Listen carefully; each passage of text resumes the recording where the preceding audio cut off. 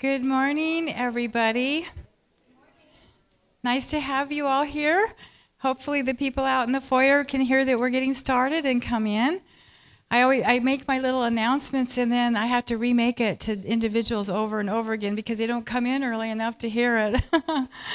But anyway, we just want you to know that we're glad you're here, that we have lunch for everyone who shows up. We had started out wondering how we were going to do it, but we found out we can do it. So everybody's welcome to eat, and hopefully you've been enjoying the meals.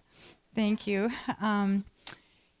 So another reminder, please turn off your cell phones or put them on vibrate, and please do not be, whispering and stuff because it's distracting to the people who might be right behind you or right in front of you or right beside you, and they want to hear Barbara. So a couple of those reminders.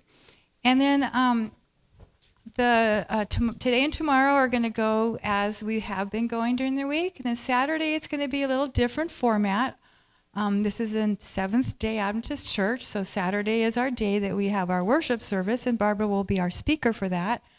But the format will be a little different. So I just wanted to let you know that.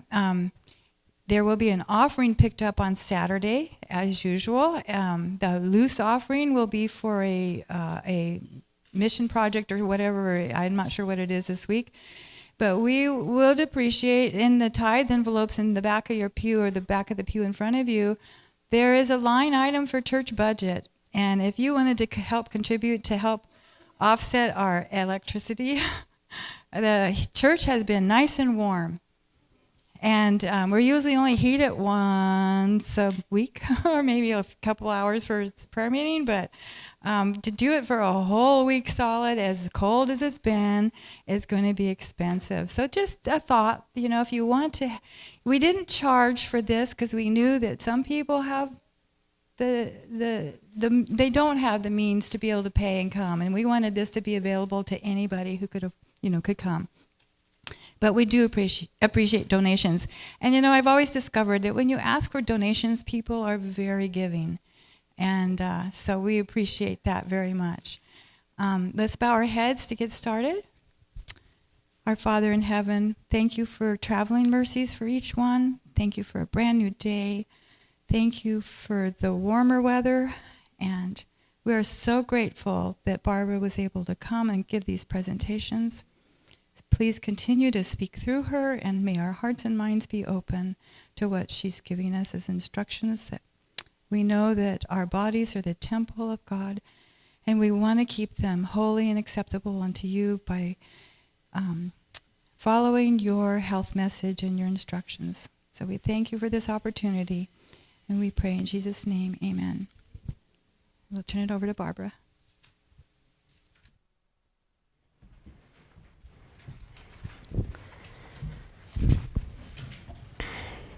Another beautiful day. Not as pretty today, but I guess easier to drive, especially for those who live in the mountains.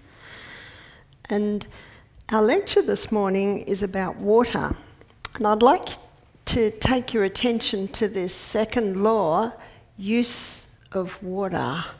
Why use of water? Because as we've already discussed, there's a time to drink water and there's a time not to drink water. And our last lecture of the day, we're going to be going through the gastrointestinal tract. And we're going to be having a look at different parts. And one of the parts we're going to be looking at is the stomach. We're actually going to be touching on it a bit this morning.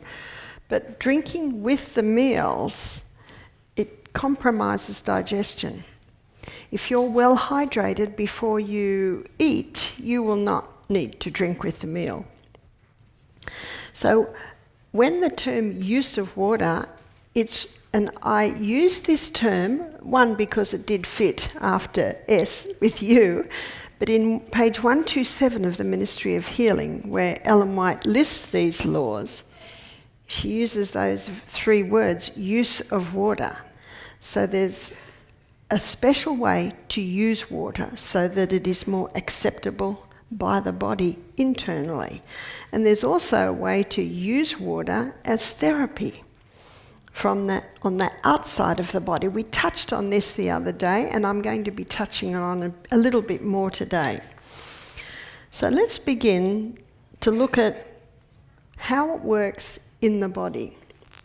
And we're going to go once again to the CBD, the Central Business District of the human body, the inside workings of the cell. This cell has a membrane around it. It doesn't have a wall, it has a membrane, and it's a bilayered membrane. And in that bilayered membrane, there are sodium-potassium pumps. And these sodium-potassium pumps are constantly working like this to keep the balance of potassium and sodium, because the highest concentration of mineral in the body, the highest concentration of potassium is inside the cell, whereas the potassium is low outside of the cell and higher in sodium. So these pumps, they're constantly working to keep that sodium-potassium levels as they should be. As I mentioned earlier, our body runs according to precision balance. And there are many amazing systems in place in the body that God put there to keep that balance. There are 4 vital elements needed for life. We call them the 4 vitals. So the 4 vital elements needed for life, number 1 is oxygen. You can go 3 months without eating, though you wouldn't be that well. You can go 3 days without drinking. Oh, I read a story recently about these people that went nearly 5 days in the desert without drinking.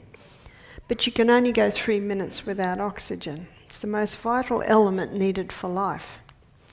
Second most vital is water, and that's not a surprise.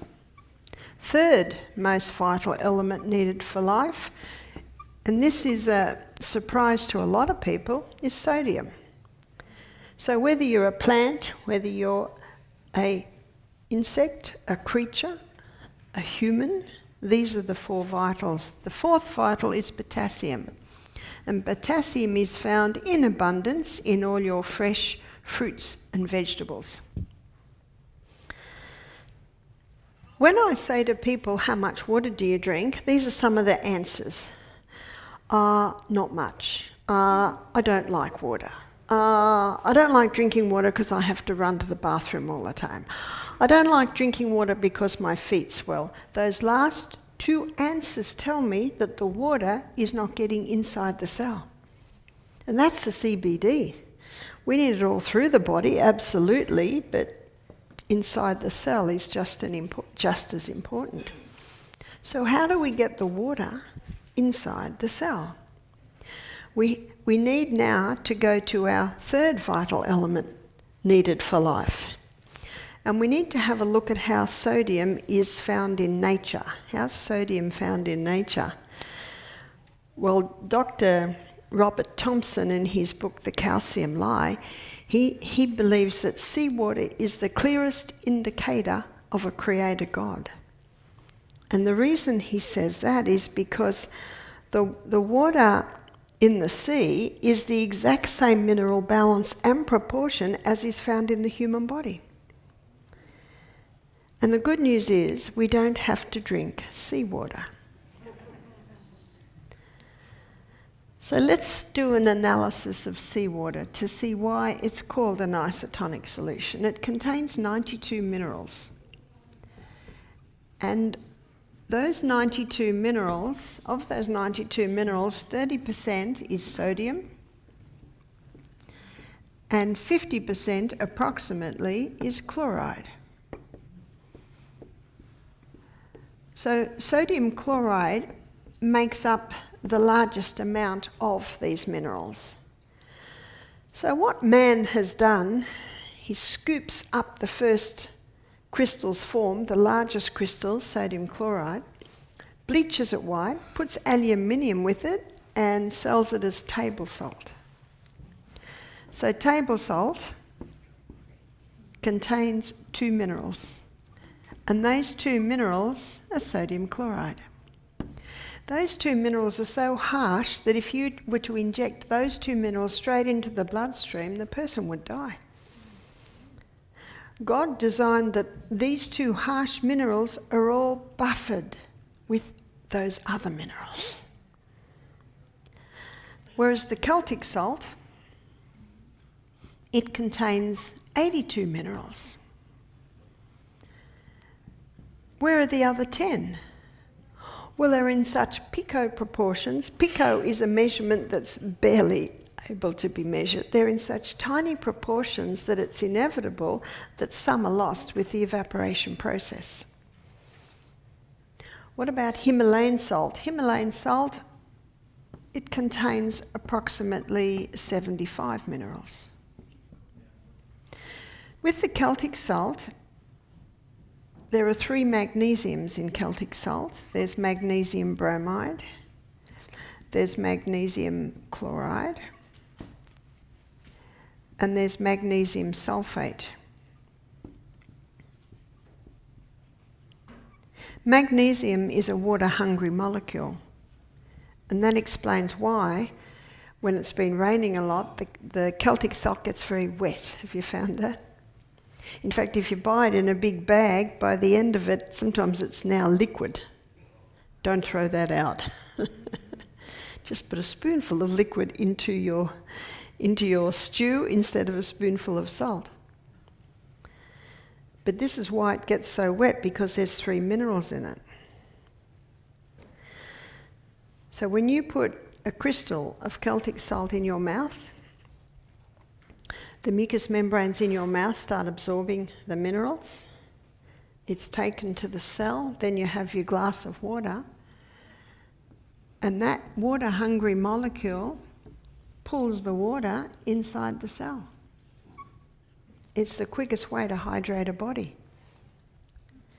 A lot of Australians in the Second World War, a lot of soldiers died on the Kokoda Trail. I don't know if you've heard of the Kokoda Trail. It was in Papua New Guinea, and the ancestors, or those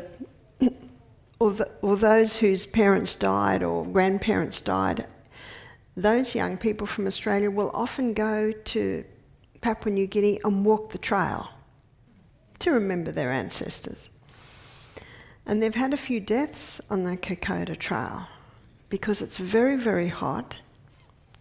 They're drinking a lot of water, but they're dying of dehydration because the water can't get inside the cell. And they're so thirsty, they're drinking huge amounts. When you drink a huge amount at once, it's not long before a huge amount's going to have to come out. So you're far better to have it little by little by little by little, and at the beginning of every glass, have a crystal of Celtic salt. And that will pull the water inside the cell. Dr. Robert Thompson, in his book The Calcium Lie, he says a crystal of Celtic salt before every glass of water just will replace the water you lost yesterday. You lost yesterday in your perspiration, in your urine, in your colon. Because when you perspire, it's not pure water, is it? It's salty water.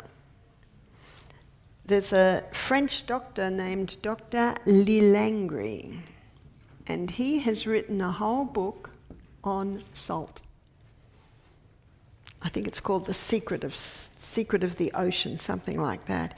And he calls the inside fluids of our bodies, our lymph fluid, our blood, he calls it our internal ocean, because it's the exact same mineral balance and proportion as is found in seawater. And the Navy, in their survival, their survival books, they say if they're shipwrecked, they're to start sipping seawater straight away. And if they sip seawater little by little by little, it'll keep them alive for many days. But if they have no water for 3 days, get very dehydrated, then drink the seawater, it causes an imbalance in the fluids in the brain, and they can, yes, go mad. We've probably heard that. Don't drink seawater or you'll go mad. And yet, if they're shipwrecked, they're told to start having little sips. If you start sipping it before you get dehydrated, it'll help to maintain. And in the war, if someone in the Navy needed a blood transfusion, they would transfuse with seawater, because it's the exact same mineral balance and proportion as is found in the blood, in the body fluids. Same with our bones. Our bones are not made of calcium. Did you know that? Well, what are our bones made of? They're made of the minerals in a very similar balance to this. That's why Dr. Robert Thompson's book's called The Calcium Lie. And yet in aged care facilities, how many aged care elderly people are taking calcium supplements? No, the bones don't need calcium. They need the balance. So what are our bones made of? They're made of 64 trace minerals, and they're made of 12 main minerals. So what are those minerals? The minerals are boron, calcium, chromium, iron,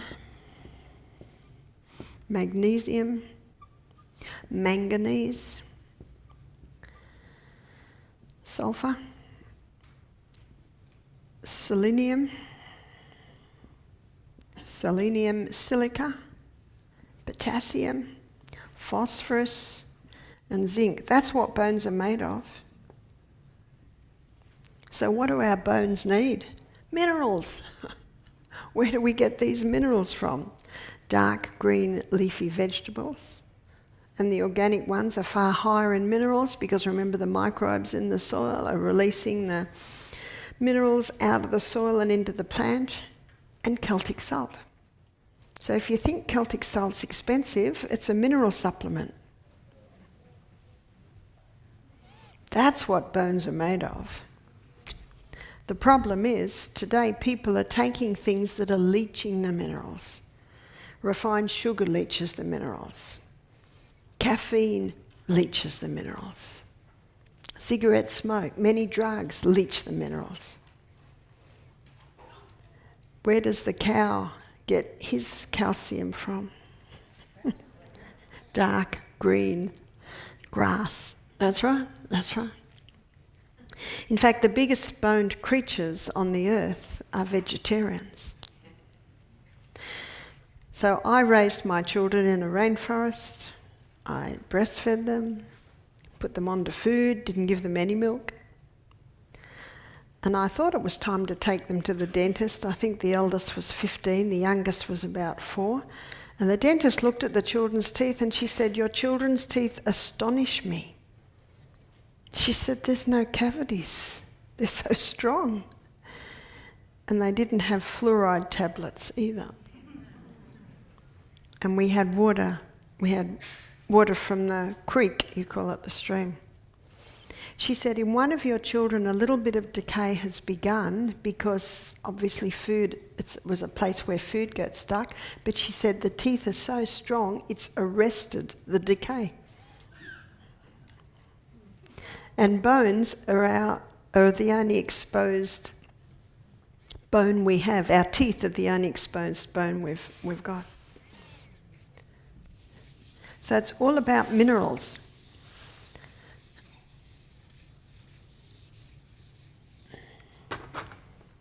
So this is the quickest way to get the water inside the cell, is that little crystal of Celtic salt.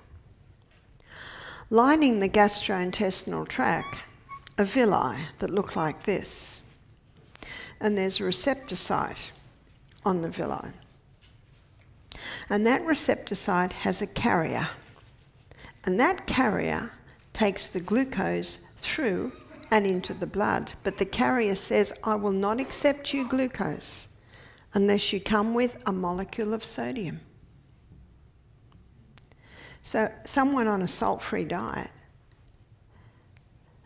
not all their glucose is going to get into the blood.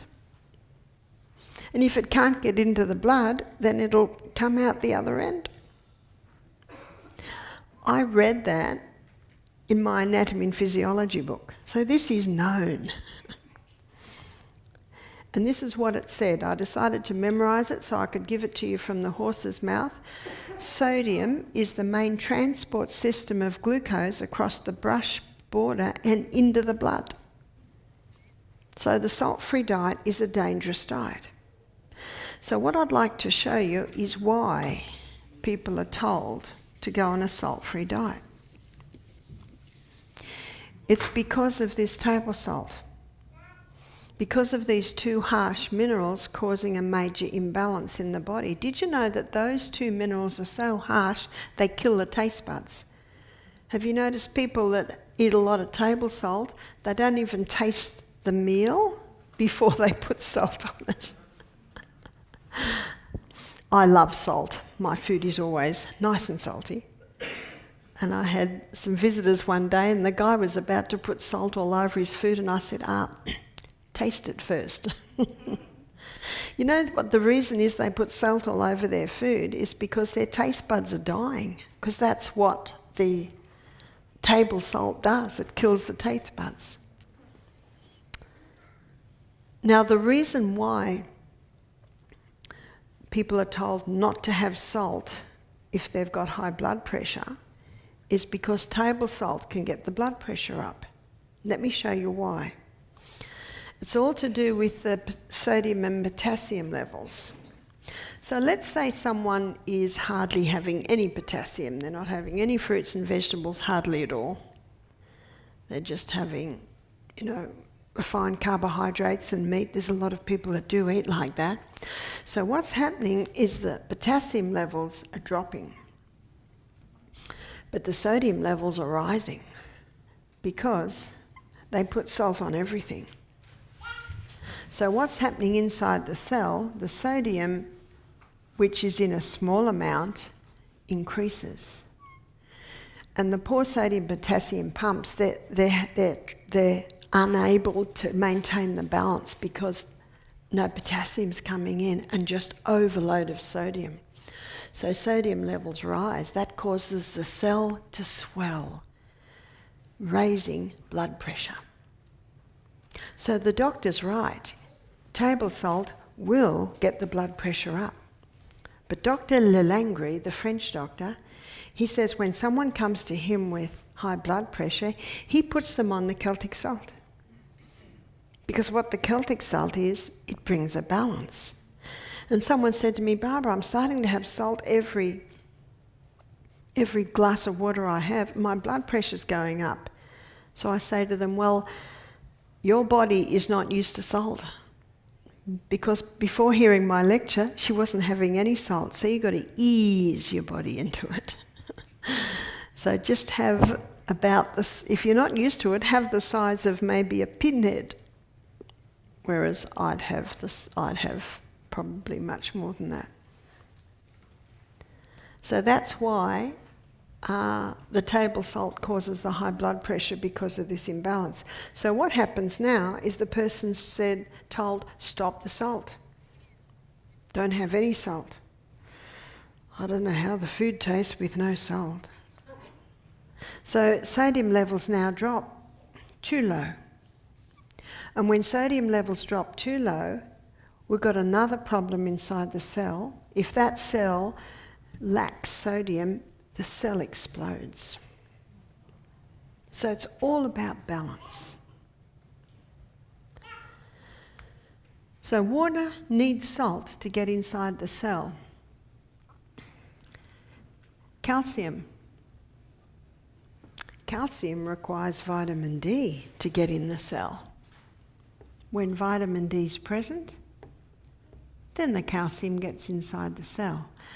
And when the calcium comes in, all the other minerals piggyback on the back of calcium. Calcium's called the king, and this is why it's been misunderstood. It's called the king because when calcium increases, all the other minerals increase. That's why in the garden, calcium's called the trucker of all the other minerals. You increase calcium, all the other minerals increase.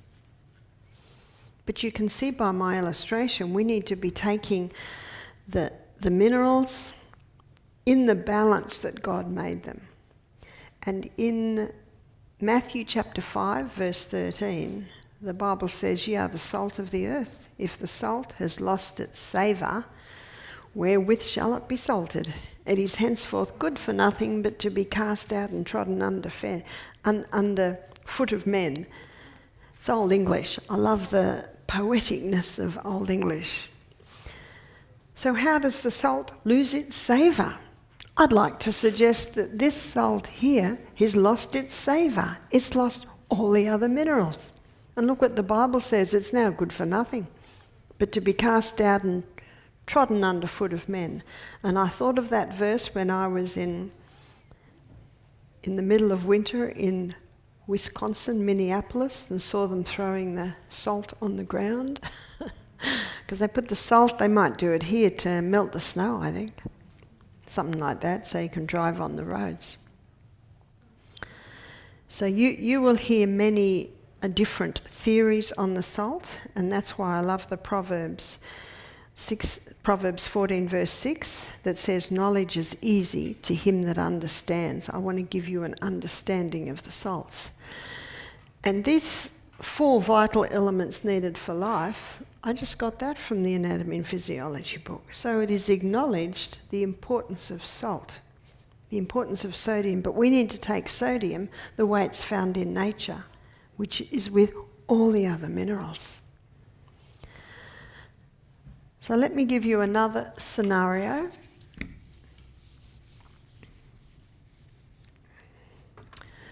Glucose, it cannot get into the cell by itself. It needs insulin. When insulin is present, then the glucose can get inside the cell. Remember, this is the CBD, the central business district of the human body. But I want to give you a scenario of something that's happening, sadly, too common today.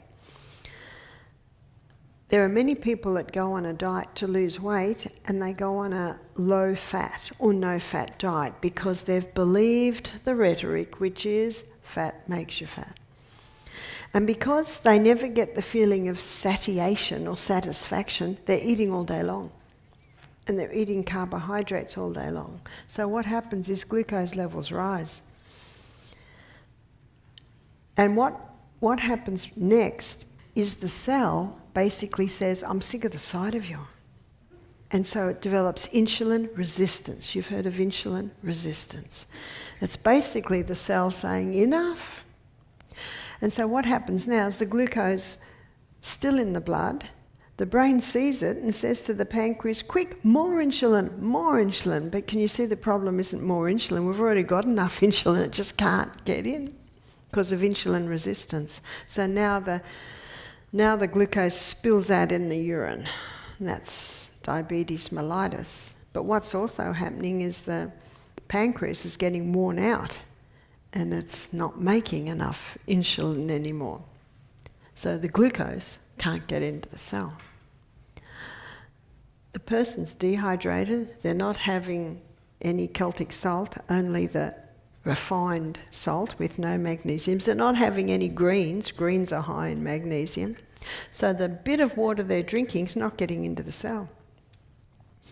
I've had people say, "I don't drink water, my legs swell." That's because the water's not getting into the cell, it's on the outside of the cell. And a lot of people today are scared of the sun because they think they're going to get skin cancer, so they don't go in the sun. So the calcium and the minerals they have can't get into the cell. So what's the body going to do? It says, "I know, we'll just force it into the cell." That's high blood pressure. And we're going to be looking at that this afternoon. So you can see high blood pressure can have several causes. So the salt's important. The oxygen, we've looked at the importance of the oxygen. So I'm sure everyone exercised this morning. Have you discovered how difficult it is not to breathe through your mouth? Have you seen that parable in the Bible where it says, "Narrow is the road that leads to eternal life, and few tread it. Wide is the road that leads to destruction. Many walk it. Wide is the mouth that takes air in that will damage you." But it's not easy. especially when you've been running, to breathe through your nose. But you can. You can. Practice makes perfect. And practice makes permanent. And repetition is the mother of retention, and repetition deepens the impression, so you'll get there. So water. It must have been about 15 years ago I read a book called One of the Body's Many Cries for Water, and it was written by an Iranian doctor named Dr. Batman Geheldij, we'll call him Dr. B, and his story is fascinating, how he discovered the wonders of water. He was a political prisoner, and because he was a doctor, everyone came to him. And he had nothing, so he just used to give everyone a glass of water. What'll I do, doc? Here, drink this water. What'll I do for this, doctor? Drink this water. Drink this water. And because it was doctor, they drank it. Come back 15 minutes later, he'd give them another glass of water. By the third glass of water, all their problems were resolving. The stomach pain from ulcer, the prisoners used to talk about what a great doctor they've got. All he's giving them is water. People with asthma attacks, by the third glass of water, easing. People with headaches, migraines, by the third glass of water, easing. And that was his treatment protocol. Every 15 minutes, drink a glass of water, drink a glass of water. He was amazed at the results, so he started documenting what he was finding. It wasn't long after that, then the politics changed and he was freed. He said, "Do you mind if I stay a bit longer?" Never had anyone say that before. So the findings he's put into a book called One of the Body's Many Cries for Water. His second title is He's Not Sick, He's Thirsty. His third title is Don't Treat Thirst with Medications. He presented his findings at medical conferences, he wrote in medical journals, but unfortunately it wasn't a very popular message. I found his book interesting because he goes right into detail of how water affects every single part of the body. One of the first places that the body feels it in dehydration is the stomach. And before I show you what happens in the stomach when we're dehydrated, let me first define our water loss in a day. So I'm going to say litre loss because I'm used to litre, but you know a litre is the same as a quart. It's 4 glasses, yeah? So in a day, your kidneys, so your kidneys have probably 1.5 litre loss. Your skin, might surprise you to know that you have about a 0.5 of a litre loss. From your lungs, you have about a 0.3 of a litre loss. And from your colon, it's about a 0.2 of a litre loss. So that's 2.5 litre loss in a 24-hour period. The good news is, when you're breathing through your nose, you don't lose as much. Another plus for breathing through your nose. So we need to supply at least 2 litres, or 2 quarts, that's 8 glasses. The other half can come through fruits, vegetables, maybe vegetable juice, herb teas. But 2 litres must be pure water.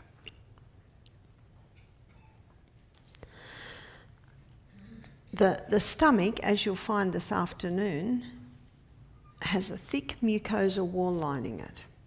And that thick mucosa wall is 99% water.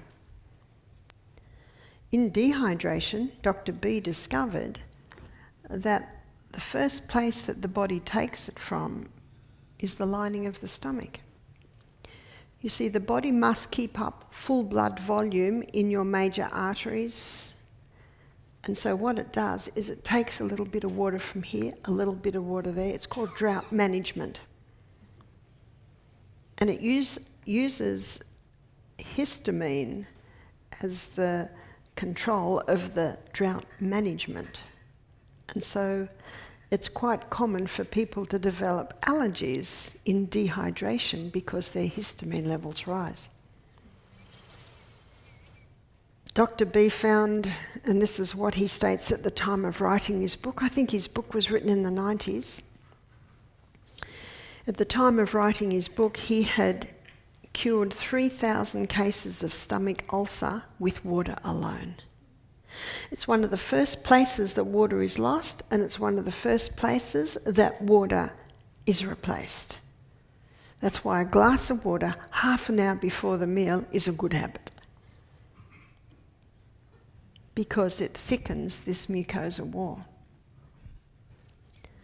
So I'm going to give you a story to illustrate. We had a man and his wife from South Africa come and do our program about 5 years ago now. And he did not want to be at our health retreat. His wife had paid the whole amount. Usually we just require a down payment, and when people arrive they pay the rest. She sent the whole money. And that's the only reason he came. So as I'm asking him questions, the answers were yes, no.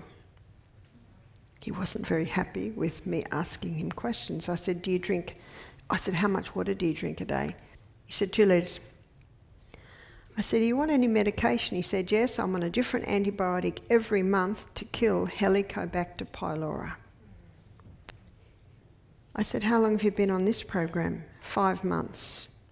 So what are we up to now? 5 courses of Helicobacter. What they do now is just a breath test and they can pick it up. I said, what was the last breath test? Was it still there? Yes. What's the definition of insanity? I didn't tell him that. I know what. He's hoping that the next antibiotic will do it. He said, I've had stomach pain for 25 years. No one's been able to fix me. Oh, I said, that night he heard the first presentation where I talked about the true cause of disease, where I talked about the body's ability to heal itself when you give it the right conditions. He and his wife came running up to me and they said, that made so much sense.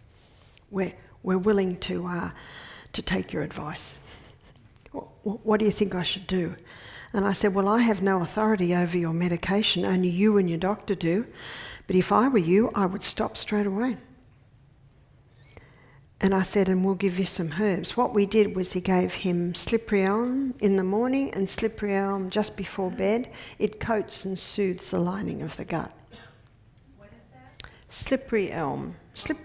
Slippery elm is the powdered bark of the slippery elm tree. At the end of the week, when we had our final consultation, I had a very happy man in front of me.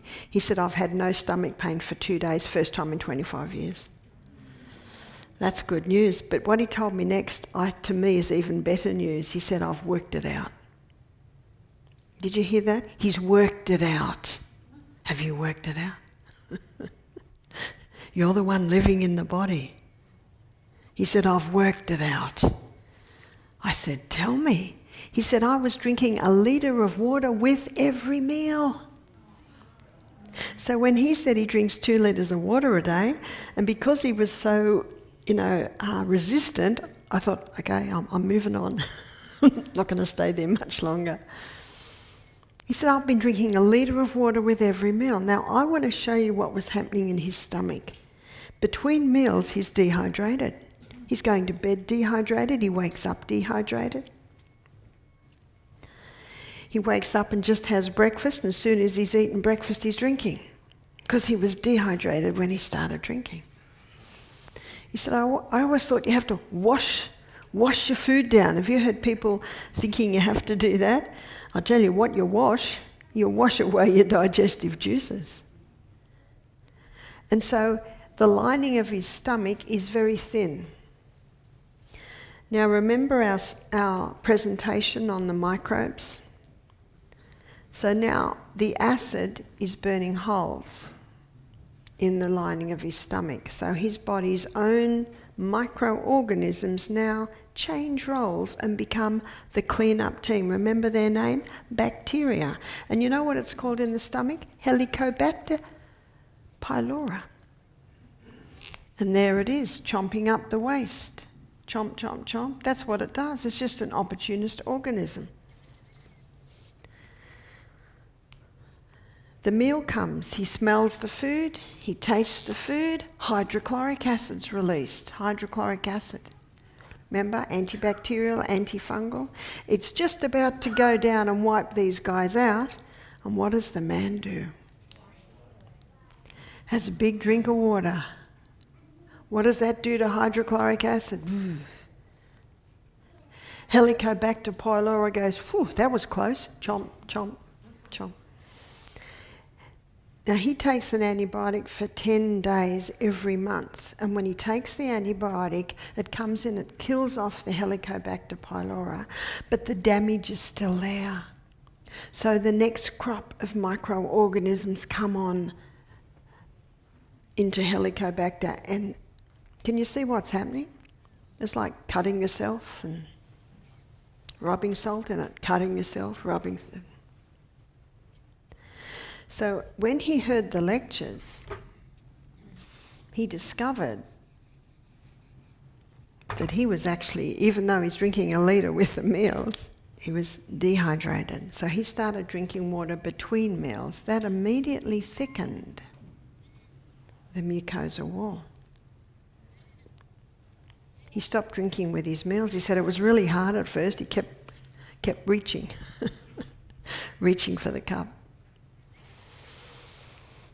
Started to eat, and hydrochloric acid's released. Hydrochloric acid comes down, wipe out.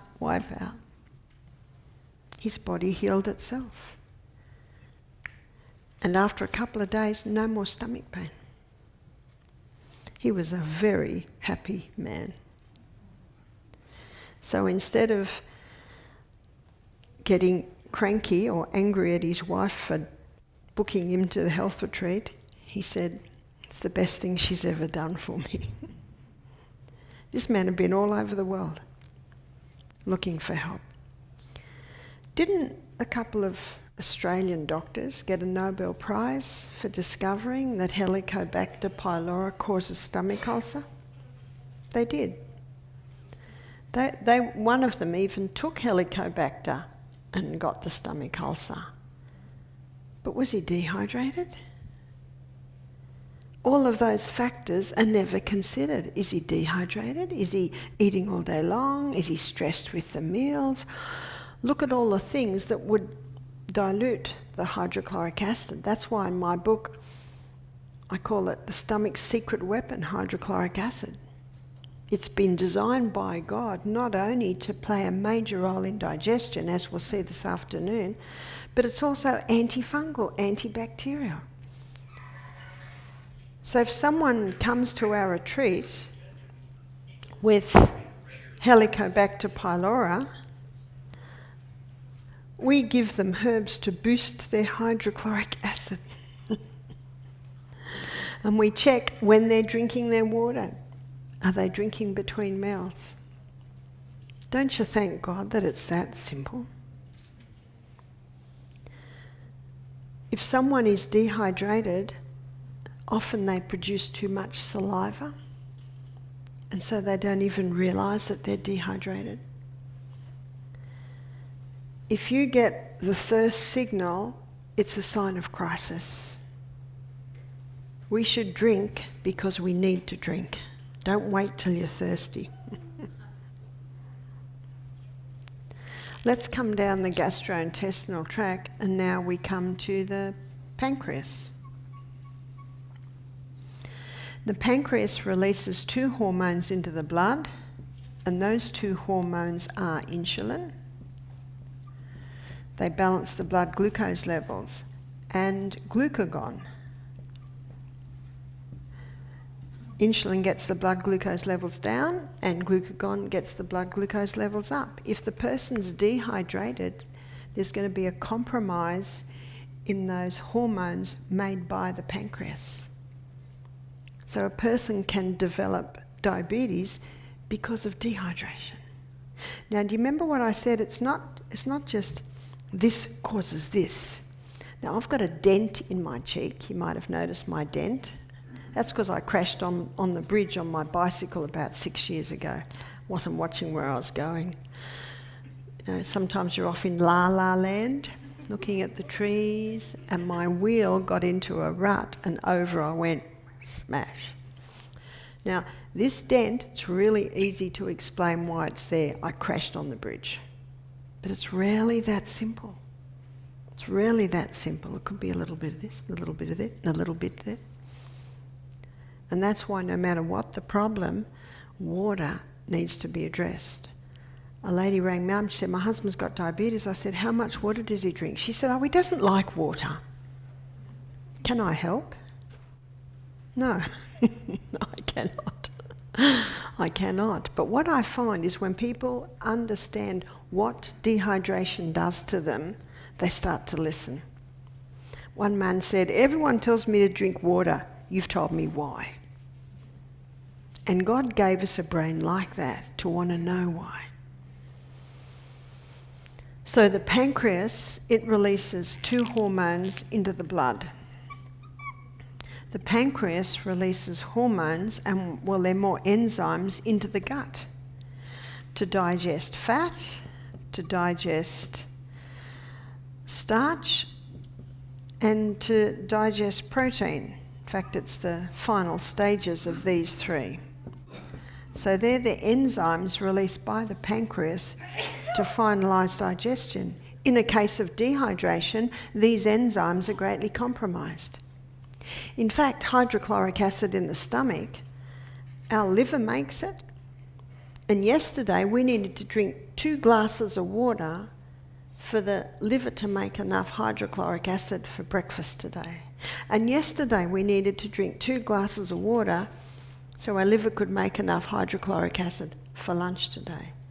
And if you have a supper, you needed to drink 2 glasses of water yesterday for the liver to make enough hydrochloric acid to digest supper.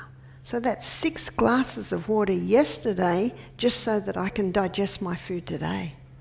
Whew. Most people go and drink water after this lecture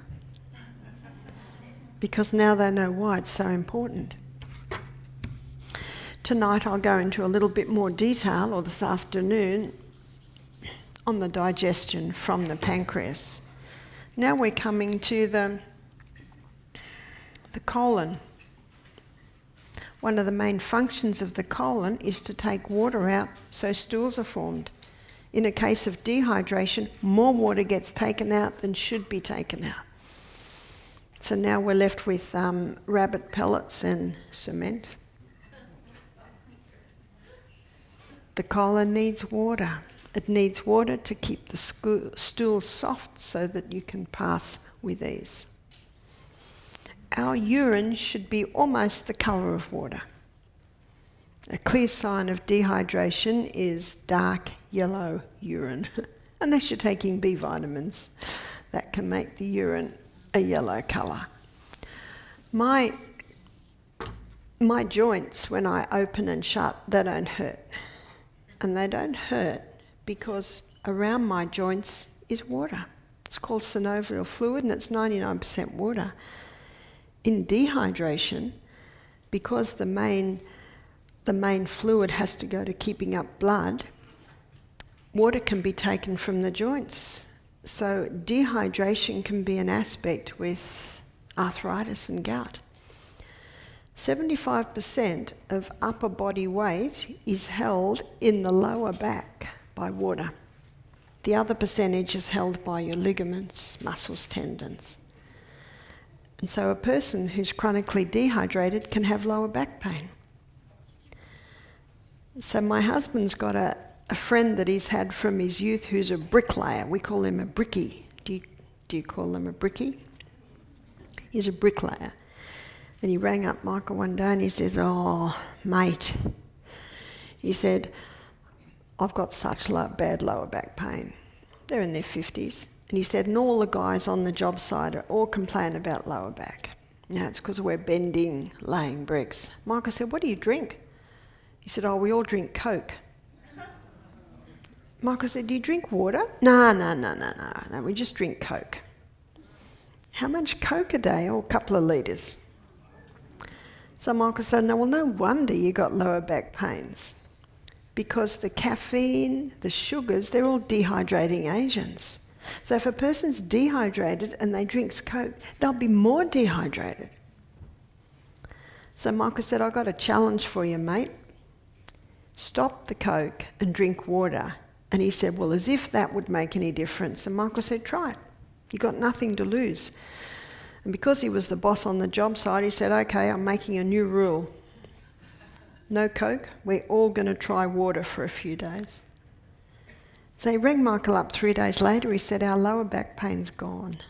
It's not the only cause of a lower back pain, but it certainly with many people is a contributing factor. I find especially with the elderly, they don't want to drink water because they don't want to have an accident. And so it's a good idea to suggest sipping. Just a mouthful here and a mouthful there and a mouthful here and a mouthful there. And it's amazing how much water you'll get through just by little bits. And the reason why it's so important with the elderly is not only their joints, not only their colon, but also their brain. Our brain is a hydroelectric system. No hydro, no electricity. But that hydroelectric system, it doesn't use pure water, it uses salt water. Another reason why the salt is very important. When our brain doesn't have enough water, the brain cells shrink, and that hurts. So many people who suffer from headaches, it's because of dehydration. I used to get headaches all the time. And I mentioned I'm breastfeeding or pregnant for a long time. I used to drink 2 glasses of water a day, that's all I drank. And every time we went anywhere, I'd get a headache. I hated travelling in the car because I used to get a terrible headache. I now realise I was just dehydrated. Just as well, because I travel such a lot now, but I don't get headaches. But I keep myself well hydrated. I'm always ahead. I'm always filling my bottle. I'm always planning where I'm going to drink my water, how long till lunch. I need to drink this, how long since breakfast. You need to plan it.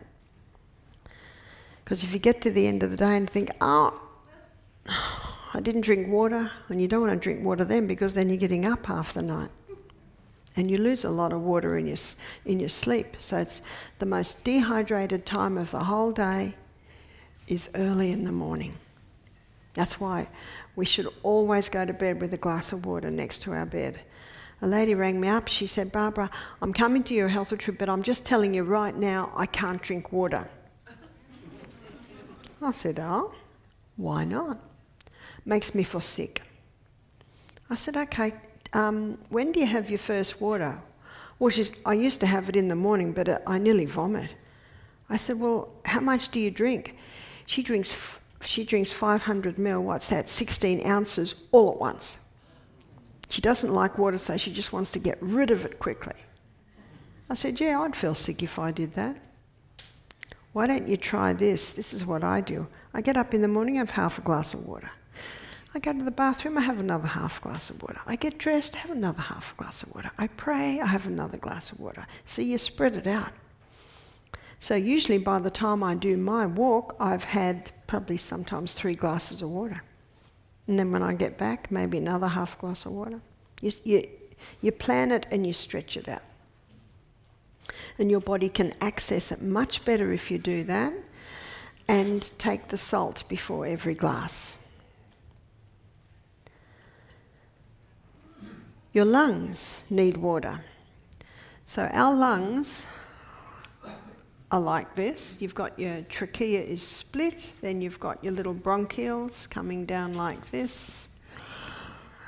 And then at the end, it's like branches of a tree. And at the end of every bronchiole, there are alveoli. So the alveoli look like this, and this is where the gaseous exchange takes place. So when we breathe in,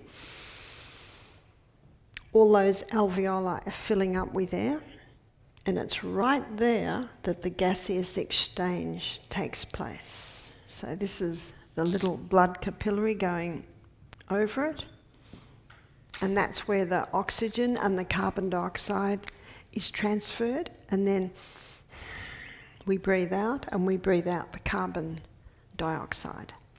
Inside every alveoli, there's a tiny little droplet of water. And because of the surface tension of water, you understand the surface tension of water? In the creek where we live, if you watch, you'll see little creatures walking on the water. You've seen that? It's because of the surface tension of water.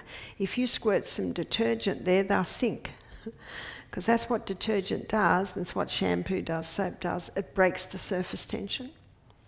Because of the surface tension property of water, when we breathe out, that little alveoli collapses.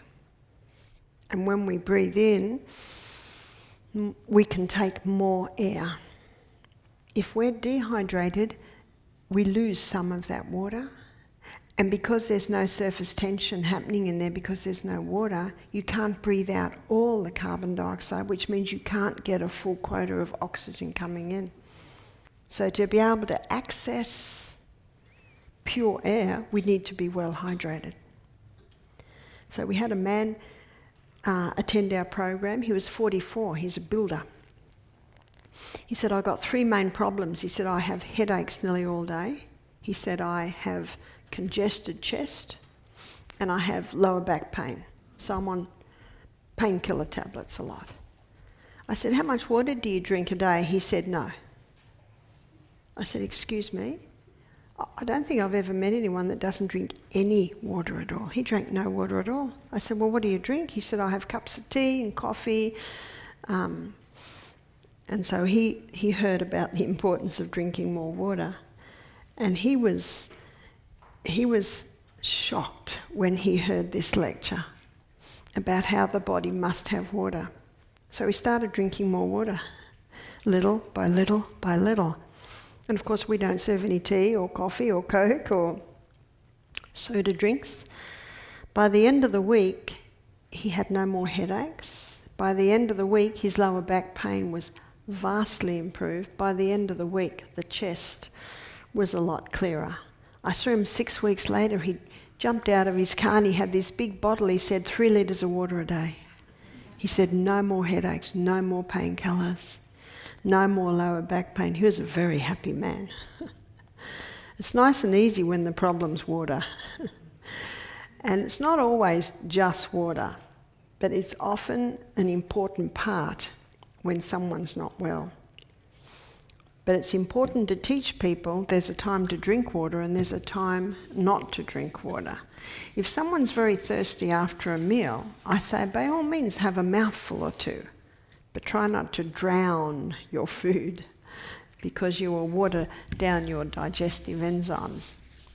So as you can see, water is vital. And to be able to access the water, we need to take it in little by little, and we need to be taking the salt.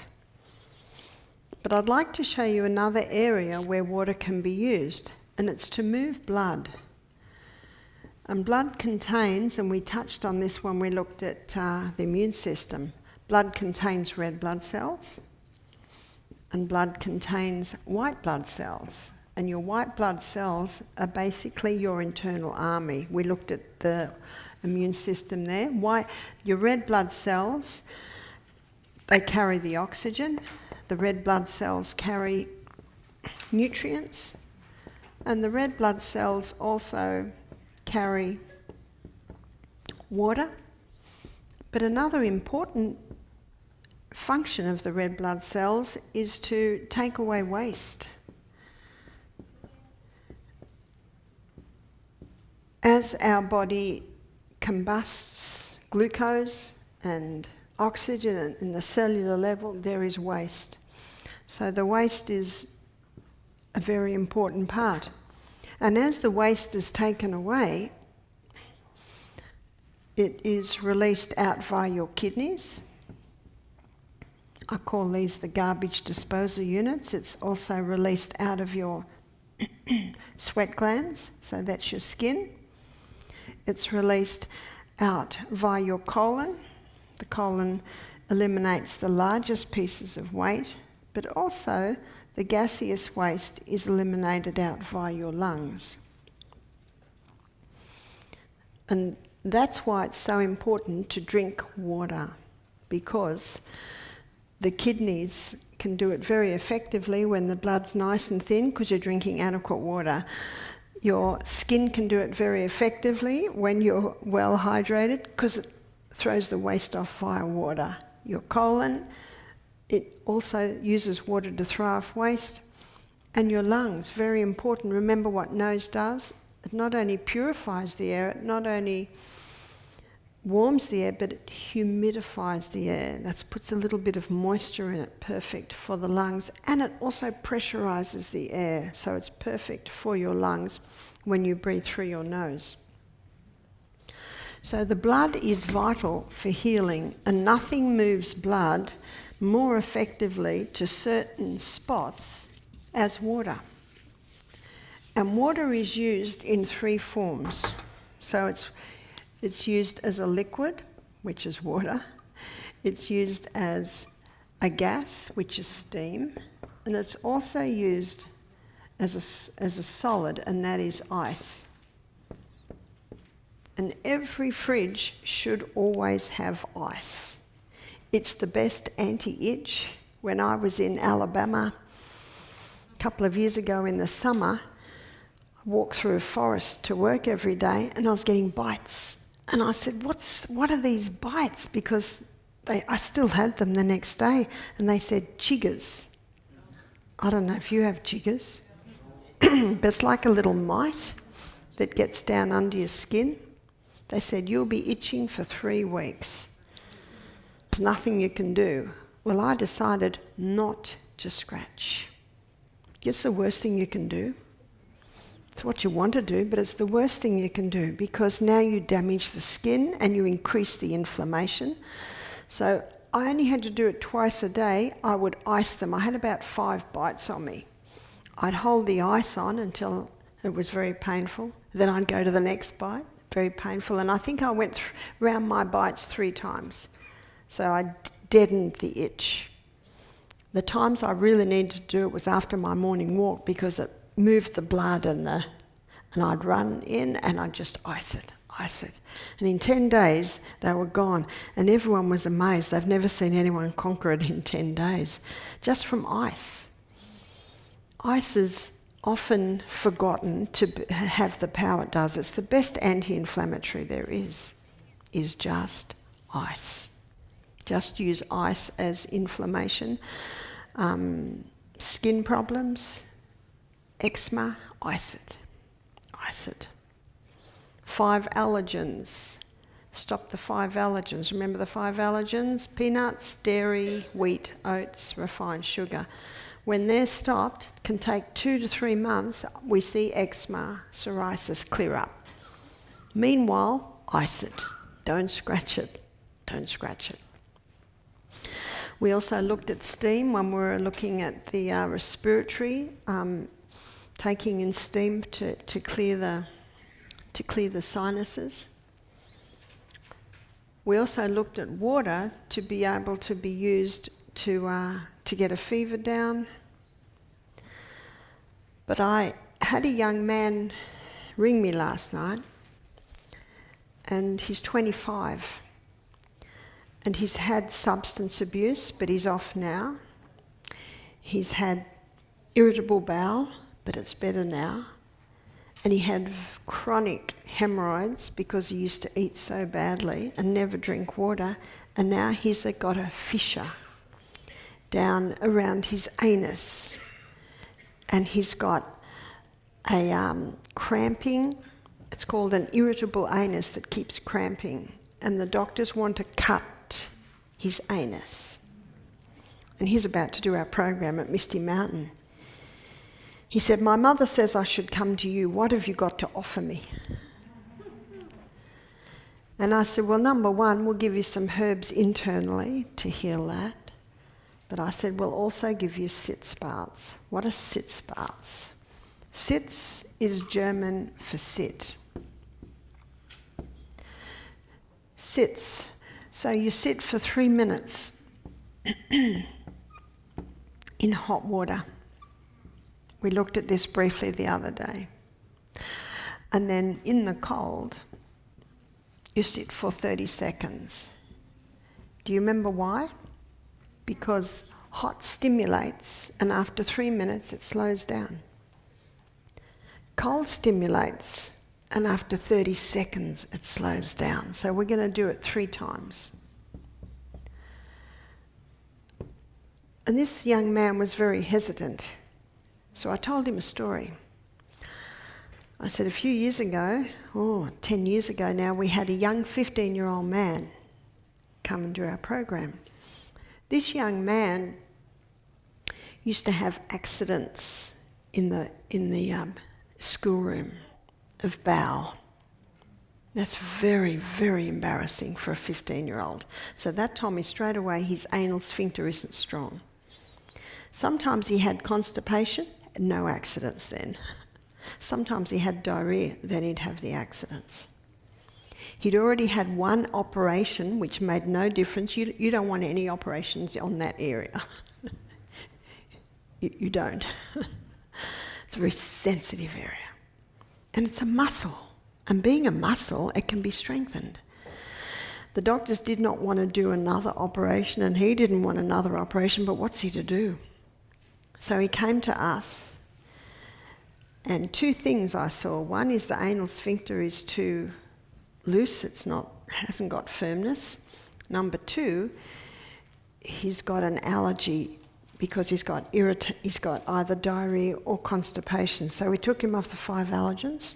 We gave him slippery elm to coat and soothe, and we gave him Sitz baths twice a day. He had no diarrhea at our place, he had no constipation at our place. And this brings incredible relief from pain. Incredible relief. The last few days, he was such a happy young man. He was playing with the young staff. He was so happy. Can you imagine? We didn't hear again, but I said to him, when you go home, I've got to be realistic. He's a 15-year-old guy who's going to school. Mornings would be too difficult. I said, just do it once a day. Just do it in the evening before you have your shower. And you just need 2 tubs. So what ideally you want a tub so you can sit like that and the water is about here. And that's your hot. And then another tub. It's very difficult if someone's overweight to do this because it's very difficult to get up and down. And then that's the cold. And you'll notice that both times he's smiling. Sorry, I'm not the best drawer. I didn't hear anything else. I did advise 30 days, every night for 30 days. Did I have to talk him into that? No. So a friend of his did the program 2 years later. I said, how's he going? He said, after the 30 days, he was totally healed. Totally healed. Isn't that incredible? Very happy man. Because you can imagine what sitting in hot will relax the anal sphincter. What does it do when you sit in the ice cold? Then back into the hot, then back into the cold 3 times. Only takes, 12 minutes, if that. It's just setting it up. In page 127 of the Ministry of Healing, Ellen White says that the use of natural remedies requires an amount of care and effort that many aren't prepared to give. That's so sad, isn't it? I've got KNIPPES, it's KNIPPES, NIPES, Hydrotherapy for Nurses. It's a textbook. Did you know that 100 years ago, all nurses were taught hydrotherapy? But it takes an amount of care and effort. You see that? So it's sort of gone out of favour, unfortunately.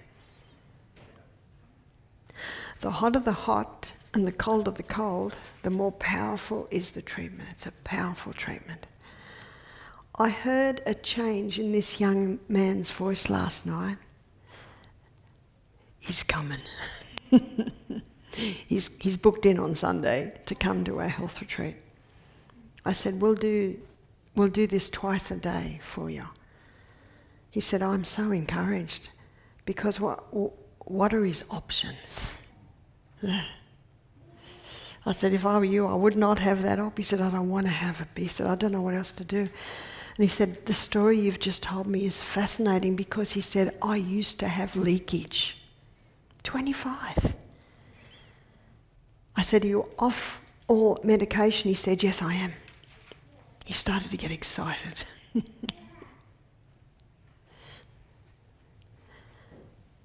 Isn't this the best work in the world?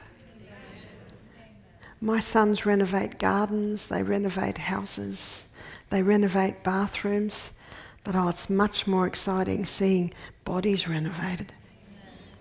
And how simple is that? So simple. In fact, it's so simple you'd almost bypass it. It just takes a little bit of effort. So the Sitz baths can be done for ladies that have fibroids, can be done for ladies who have cysts on the ovaries, polycystic ovarian syndrome, endometriosis. Now can you see we're coming to a time where we're starting to pull from all the lectures. So if someone has endometriosis, number one, balance the hormones with the Anna's wild yam cream, implement Sustain Me, do the Sitz baths once or twice a day, castor oil compresses on the abdomen. And you know what I found? When you tell this to people, they get excited. Like this young man last night, he's excited. I get people come and they say, I've spent thousands on supplements, thousands on this, on that. All they have to do is buy a couple of tubs, yeah. That's it. I read a book called Born to Run, and it's about barefoot running by Christopher McDougall. And that's when I went and bought my barefoot runners. And he shows that when we run, we should run on our toes. It's an interesting book. He's an atheist. You know what he says in the book? The foot is an amazing design. I say, make up your mind, mate. And it is an amazing design. Unfortunately, with padded joggers, it encourages people to heel strike. And when they heel strike, that's when the hamstring problems, the pelvis, the lower back, we should always strike with toe. Obviously, when we're walking, we're heel striking, but when you're running, it must be toe striking.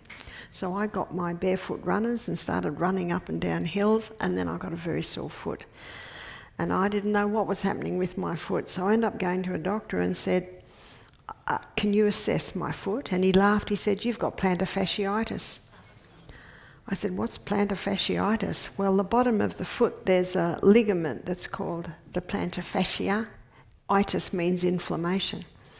So because I was now toe striking, I was running differently and I just overdid it, as is my habit, I'm afraid.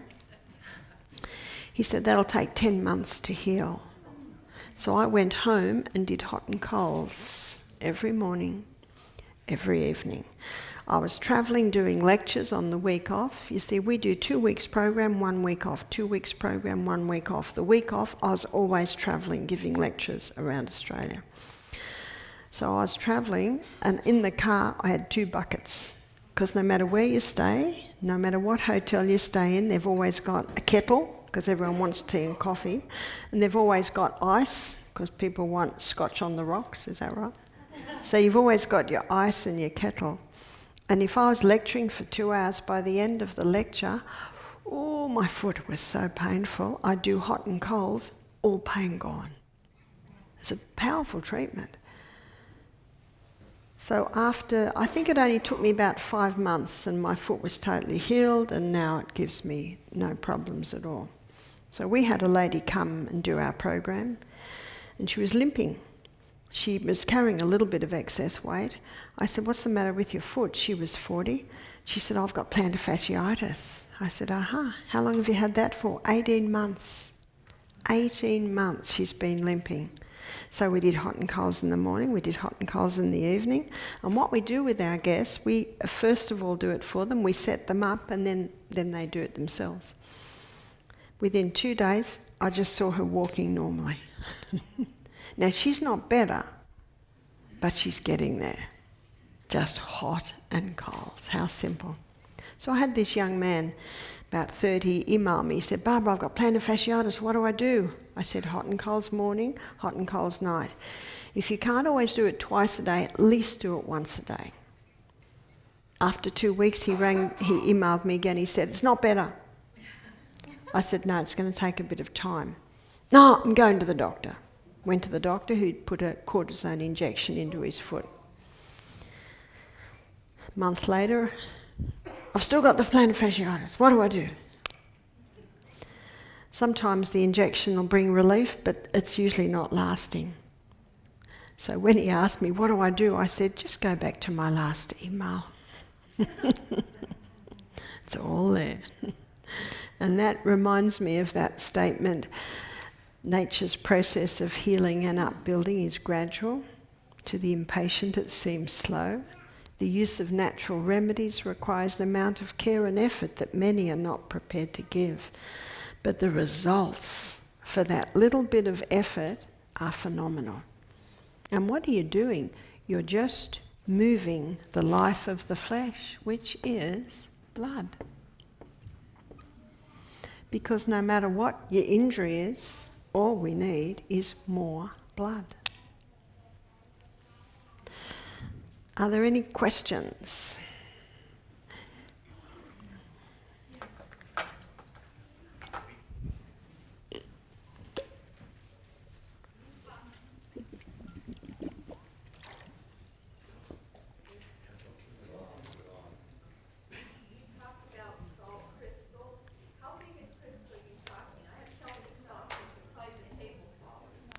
So how big, so I'll repeat the question. So the question is, how big are the salt crystals? For someone who's not used to salt, I suggest the size of a pinhead. For me, who doesn't have high blood pressure, well, I don't really know. I can't even remember the last time I took my blood pressure. I have probably a crystal the size of a sesame seed. The other question is, will ice help poison ivy or poison oak itch? Yeah, I'm sorry, but I'm totally ignorant on that. Okay. Because Ice. Yeah. we don't have that in Australia. You could try ice, yeah.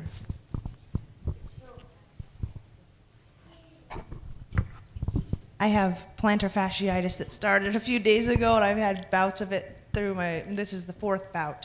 So I've been icing it. What about ginger poultice?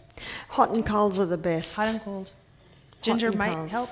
Can I Ginger try it? might. You could put a ginger on overnight, yeah. Should I stop running? Or just If it hurts, you should stop. Remember, if you don't listen to the first whisper, the body starts screaming at you. just walk, probably, fast yeah, walk. Quite possible, yeah. So- but the other shoes that I lived in when my foot was like that was Birkenstocks. The German sandals, they were really nice. Okay, also, if we have a ice bath and a sauna, is that good for a total body? Yeah. So just do the same 3 minutes hot, 30 seconds cold? Well, usually because we have our steam sauna by the creek, people are in the steam sauna for maybe 10, 15 minutes, and then they're in the iced water as long as they can bear. And shower would do? Yeah, For 3 but you'd need minutes? to be longer in the shower because when you immerse, it's totally different to just the shower on you. Yeah. Thank you. Hey, Barbara. I can witness for the salt because I usually have bad problems with dehydration. Well, I had 2 times I dehydrated, in 1 year, and then my friend said, we just start drinking water. So I started drinking water, and then I had all these back pains and everything. The thing all went away. And then when I watched your thing, you said drink the Celtic salt. I tell you, this salt is the best. I love, and I hate salt. I was one of those guys, I hate salt. I don't put salt on nothing. But when I tasted this salt, I said, hey, this is good stuff, man. And so I always do that, drink water. I take 1 grain salt, and I drink water, and I drink 8 glasses of water. And then I tell you, my skin got hydrated, and man, I just feel so great. But I just give God all the praises and Yeah, glory for that's God challenges us in 1 Thessalonians 5:21, prove all things, and then hold fast to what is good. What herbs help the hydrochloric acid for the stomach? I don't know who I'm looking at. What herbs help with the hydrochloric acid? Well, the good news is this afternoon we're going to go on the journey through the gut, and in my book there are herbs. The bitter herbs are good. Okay. I was breathing through nose intensive way yesterday, and then for a long time I slept all 8 hours. That's good news. Thank you very much. Very And good news. another question: can you regrow your cartilage in between bones?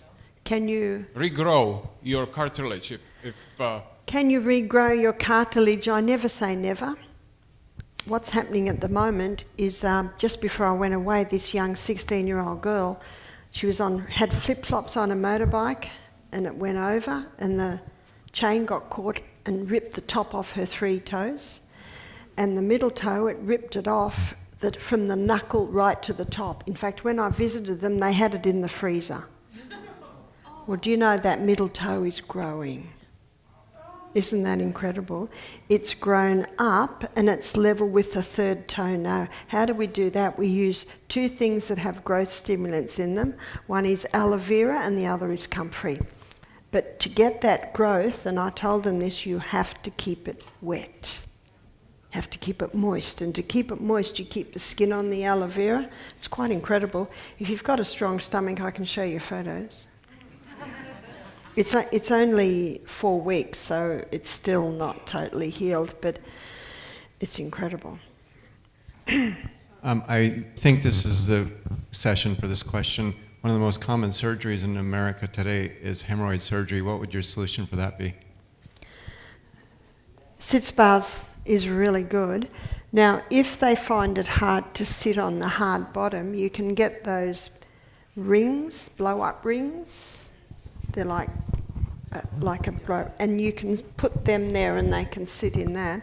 But also, and you'll see tomorrow morning our first lecture's on the colon, is when you squat to go to the bathroom, it takes all the pressure off the anus.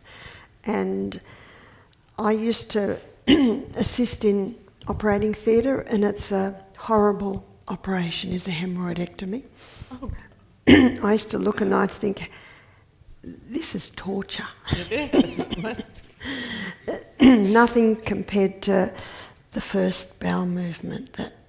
That would be terrible. So nice to have these gentle options. God's methods are much gentler.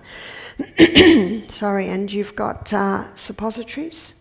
And when we looked at poultices, we looked at the castor oil suppository, which is a cotton ball moistened with castor oil and then moulded to the shape of the little finger and then frozen. It takes 3 days to freeze. So you insert that. Now, this young man I was telling you about that I talked to last night, I also suggested that every night he have that castor oil suppository inserted into his colon. Yes? I have had high blood pressure probably for the last 10 or 12 years, And I also, at the same time, I am low in sodium every time they take a lab. And so I've been taking sodium chloride. And I do realize that even before this, I realized I'm not drinking enough water, but definitely not. So I'm changing my ways already. But the sodium chloride, it's like so weird to have high blood pressure and I've had low sodium for as long as I've had high blood pressure. So it would be very interesting to find out how your levels go once you start the Celtic salt. Okay, and you can get that like any natural? I don't know. Emily, do you know where you can get it? Oh, okay. Or on the web. Okay. Amazon. Thank you very much.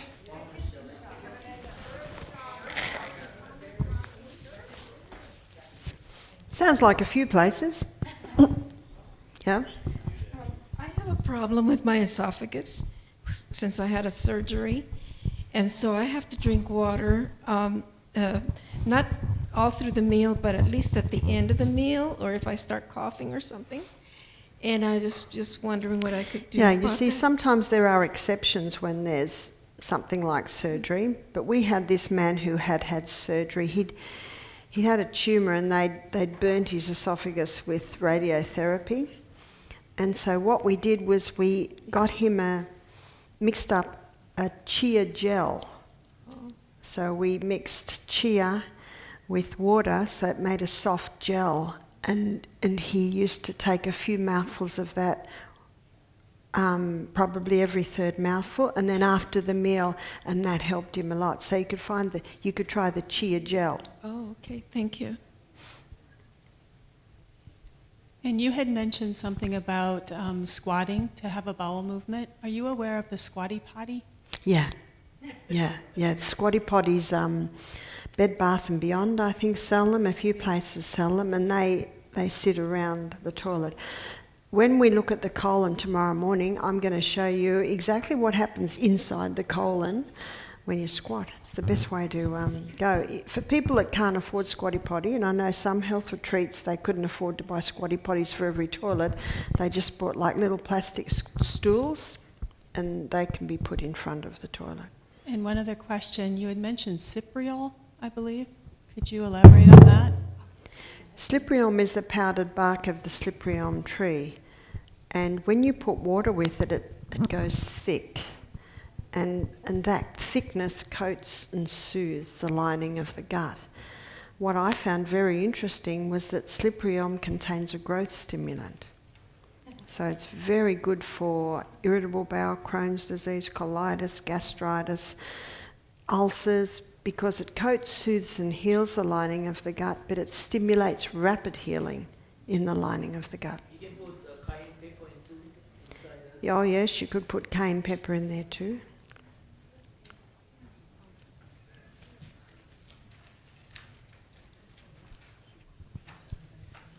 In answer to the question about where to find Celtic salt here in Grants Pass, I get mine at the farmer's market on Rogue River Highway, if anybody locally is looking for a source.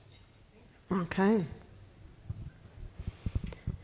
Now I noticed that it's 11:30, and if you would like me to, I can talk for another half hour on sleep.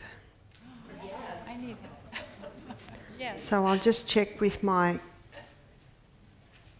sound men. I can go for another half hour. Is that a good? Because I looked at the other presentations, and I don't seem to be doing anything specific on sleep. And it was probably about 2 years ago I read a book called Why We Sleep by Dr.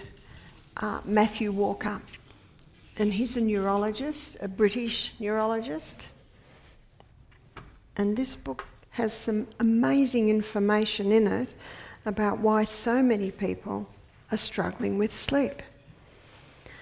And some of the information I'm going to share with you now, I also got from Dr. Neil Nedley's book, Proof Positive. And what he shows is that there's a little gland in the base of your brain called the pineal gland. And the pineal gland releases 4 hormones every night between the hours of 9 p.m. and 2 a.m. And these hormones are melatonin. Melatonin, a lot of people have heard of that. It's the fix and rejuvenate nighttime hormone. So it is melatonin basically that is responsible for increasing healing in those hours. Serotonin is our mood hormone. So if you want to feel great, go to bed early and get your serotonin levels. Epithalamin. Epithalamin is a hormone that increases learning capacity. So I've been encouraging you to try and get to sleep by 9. It'll increase your learning capacity in all the things you're learning. And it also slows down aging. Everyone over the age of 25 likes that one. And arginine vasotocin. Arginine vasotocin is our natural painkiller. So if you have pain of any sort, go to bed early and you'll get a release of your natural painkiller. Arginine vasotocin also puts you into a deep sleep. So the earlier you go to sleep, the more likely you are to fall into a deep sleep because of arginine vasotocin. A lot of people that can't sleep think if they stay up later, they'll get tireder and they'll go to sleep easier, but you actually go to sleep easier if you go to bed earlier. So if you have pain of any sort and your body releases the arginine vasotocin in the night, there's a waste from it. And if you don't eliminate that waste from using arginine vasotocin, it won't be released the next night. And how you release the waste is exercise. And that's why exercise is so important, especially so many people have lower back pain and back problems. And when you exercise, you strengthen the core, and those core muscles are all linked to your spine.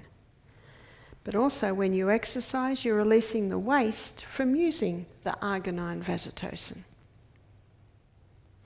They're called the hours of power. And what strengthens the release of that and what weakens it? Well, that's where we come over to Sustain Me. Sunshine in the day causes a more effective release at night. And what blocks the release of those hormones is when our eyes have exposure to bright lights at night. That's why ideally all your computer work, all your phone work, all your iPad work is finished before dark.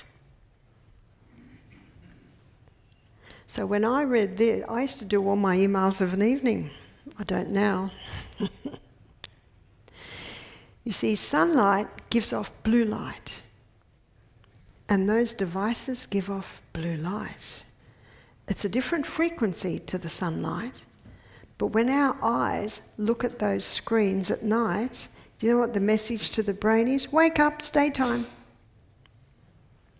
There's 2 things that will stop you sleeping if you wake in the middle of the night, and that is if you look at your phone. Isn't that true? So all devices should be out of the bedroom. My brother-in-law, he gathers all the teenagers' devices and he charges them in his office overnight. It's a great place to put all the devices, in the office overnight.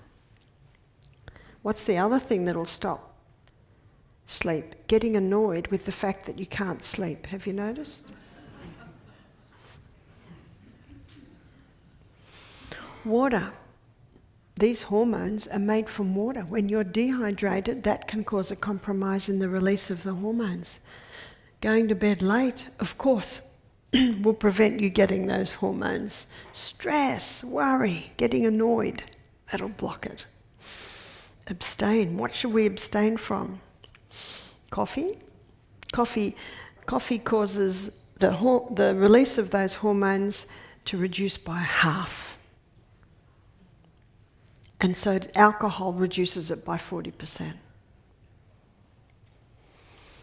If you can't sleep, try breathing in 5 seconds, holding it for a few seconds, breathing out 5 seconds with your nose, of course. Try that 10 times. I find that if I can't sleep, I never get to 10, I'm out. Because oxygen soothes the nerves. Food, make sure you have most of your food at breakfast and lunch, so that when you sleep, your stomach can sleep. Moderation. Everything should be done in moderation. Even good things can be harmful if overdone. Exercise in the day increases the output at night. Ecclesiastes says the sleep of a labouring man is sweet because he's so physically tired. But it was in about the 1950s that researchers were putting electrodes on rats while they slept. And they found that there were periods of times where the eyes moved rapidly, and there were periods of time where the eyes moved slowly. And they found when the eyes moved rapidly, the brain was moving rapidly. When the eyes slowed down, the brain slowed down. So they called these two times non-rapid eye movement time and rapid eye movement time. And they found that these would happen in 90-minute cycles all through the night. One researcher even wired up his little 2-year-old and tested hers while she slept. In rapid eye movement time, they discovered that there's a courier service. What's a courier service? Well, in the base of our brain, there's the hippocampus, and that's our short-term memory unit. And what they found is that all through the day, the memories are going into the short-term memory unit. But while we sleep, that's emptied. So there's a courier service that takes it up to the cortex. And in the cortex is the long-term storage unit. So that's the courier service. What's also happening in non-rapid eye movement time is cleaning. This is when the house is cleaned. What they discovered was that the brain cells shrink so that there's more water around the cells, and they clean. What do they clean? They clean up waste from neuronal activity. They clean up waste from the combustion of glucose and oxygen at the cell. They can also clean up negative emotions. Isn't that fascinating? In rapid eye movement time, this is where dreaming happens. And what Dr. Matthew Walker discovered is that dreaming plays a very important role in how to file the memories. Have you noticed when you're dreaming, all sorts of crazy things come up? And the reason is that when all the messages from the day come in, they're filed in order. Matthew Walker is also an atheist, and you know what he says when he's discussing this? He says it's almost as if sleep has an intelligence. So again, I say, make up your mind, mate. Where were we designed? Or we were...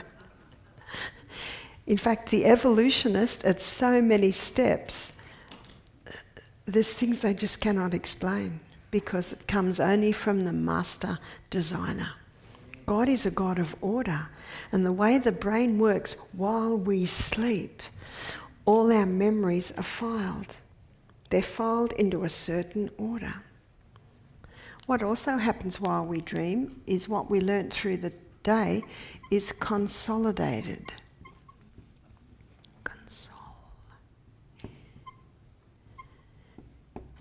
Consolidated or confirmed in the night. What's also happening is, this is where inventions happen.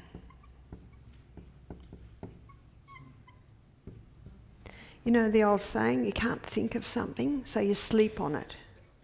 And then when you wake up in the morning, it often comes to you. Yeah. So let me show you how it works in the night. So Dr. Matthew Walker, after all the research he looked at, he did himself, and he quoted, he came to the conclusion, not negotiable 8 hours a night. And considering the releases from the pineal gland, it could be 8 to 4, could be 4:30 to 8:30, 8:30 to 4:30. It could be 9 to 5. 9 to 5 is probably my favourite. So let's look at 9 to 5. So our first hour and a half is 9 to 10:30. So 9 to 10:30, what's happening with non-rapid eye movement? Non-rapid eye movement between 9 and 10:30 takes up 80%. Rapid eye movement takes up 20%. So our next 90-minute is 10:30 to midnight. So 10:30 to midnight, we've got 60-40.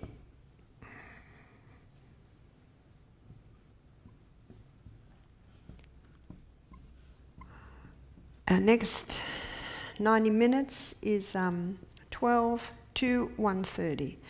And 12 to 1:30 a.m., it's approximately 50-50. 1:30 to 3 a.m., then we're looking at 40-60. Then our last 2 hours, 3 to 5, you're looking at 20 non-rapid eye movement and 80 rapid eye movement. It explains so much. So if you wake at 11 o'clock, it's rarely that you'll remember your dream. But if you wake at 3 a.m., 4 a.m., you often remember your dreams. One lady said, I don't dream. I said, actually we do. You only remember it if you wake up in the middle of it.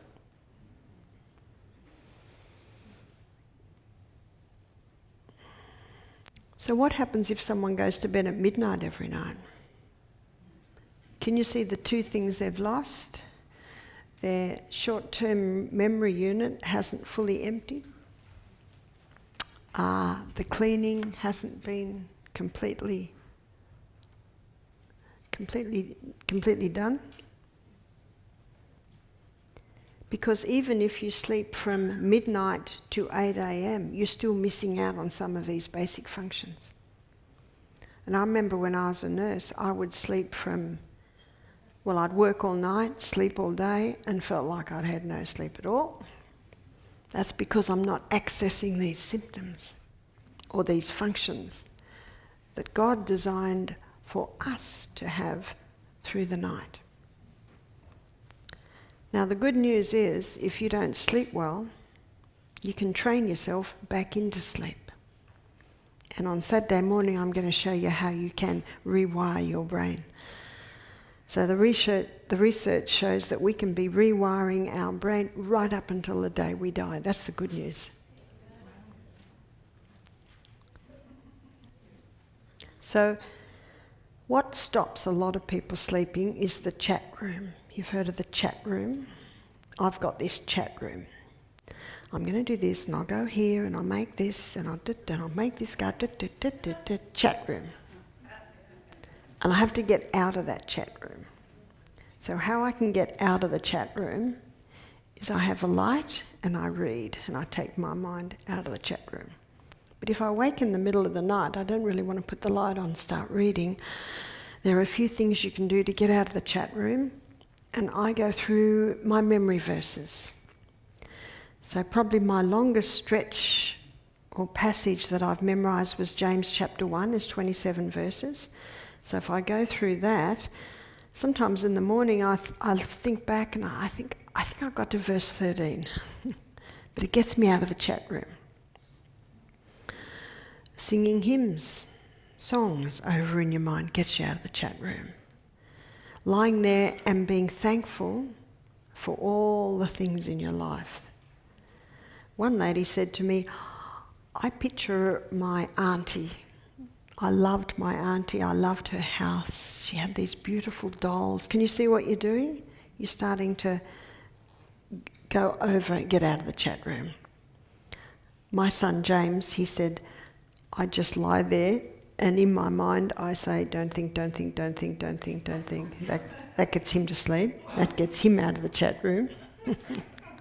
What's the old saying? Counting sheep jumping over a fence, counting from 100 backwards. So it's just, they're just little mind games that'll get you out of the chat room. Because the chat room will keep you awake every time. Technology, having a look at the screen will keep you awake. And getting really annoyed with the fact that you can't sleep will stop sleep.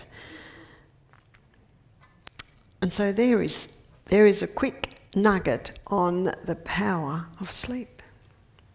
Are there any questions on sleep?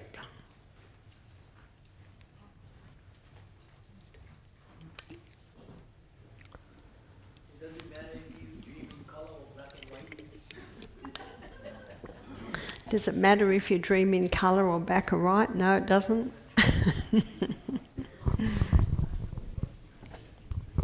Yeah, I'm lucky if I get 2.5 or 3 hours without waking up, and I start the cycle all over again. Some of it's what you call the chatter from work, trying to get out of that. Technology is not a problem, but it seems like unless I'm super, super, super exhausted, I have a hard time breaking those 2.5, 3 hour patterns.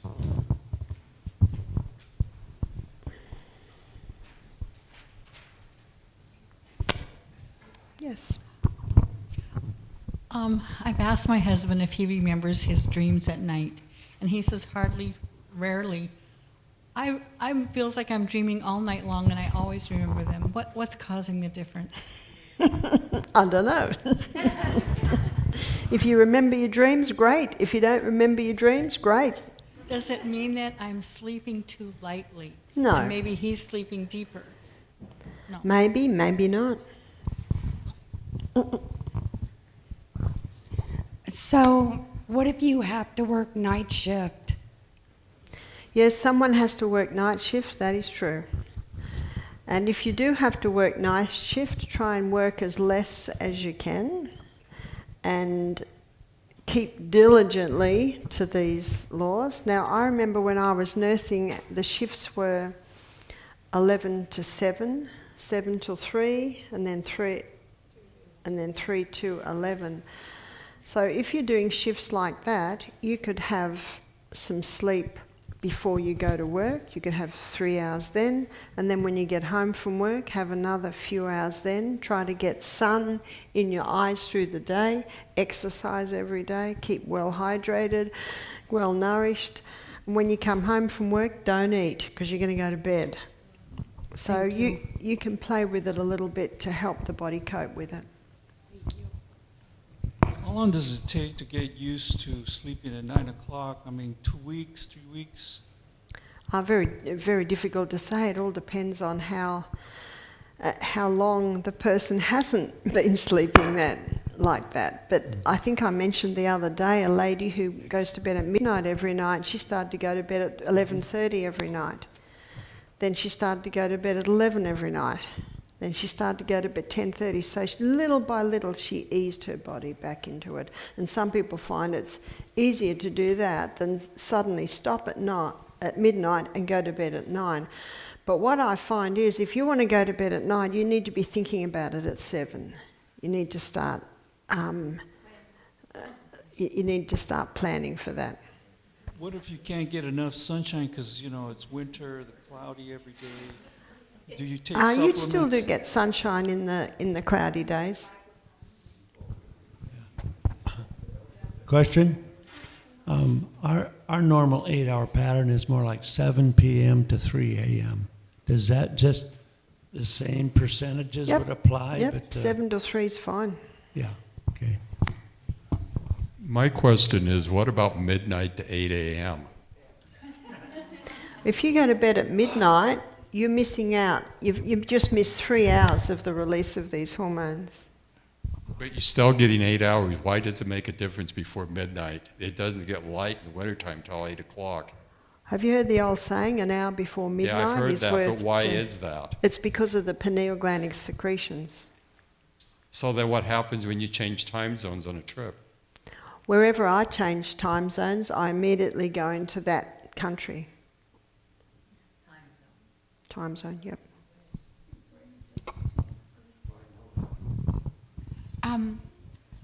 Barbara, what about overactive bladder and waking at night? Okay, well that's Sitz baths can help that.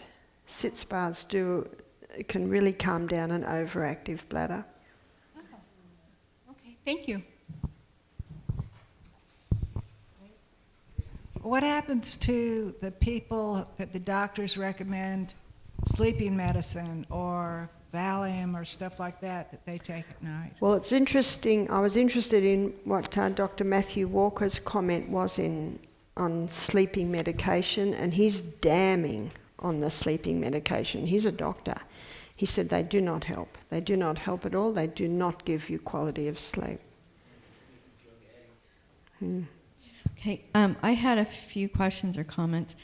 One of them is, I heard that if you have to go to the bathroom at night, instead of turning on the overhead light, if you have red night lights, that won't disturb your sleep as much as a blue light. But if you don't have red, you could use orange or something on that spectrum, like sundown, the colors of sundown or sunrise. What I do sometimes when I can't sleep is I pray. I start thinking of people I want to pray for. And another thing is, you can get a daylight mimicking light to put in your house. They use it for seasonal affective disorder or SAD that mimics daylight. So if it's too dark or cloudy outside and you want to get more sun, or if you can't go outside for some reason, you can use those lights.